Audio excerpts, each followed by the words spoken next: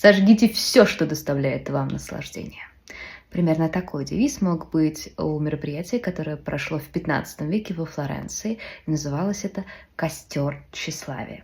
Представьте себе средневековую площадь, на которой сооружается огромное такое кострище из музыкальных инструментов, книг, причем очень древних, предметов искусства, духов, предметов роскоши. Даже сами художники приносят собственные работы и бросают их в общую кучу. А те, кто не приносит, к тем приходят очень милые, очаровательные дети, которые ангельскими голосами просят во славу Божью отказаться от удовольствий. Все почему-то сдают вещи. Почему же? Может быть, потому что за спинами детей в этот момент стоит вооруженная охрана. Горит история, горит искусство, горят стихи Петрарки и работы Овидия. Над всем этим стоит и читает псалмы фанатик под именем Фра Джироламо Савонарола.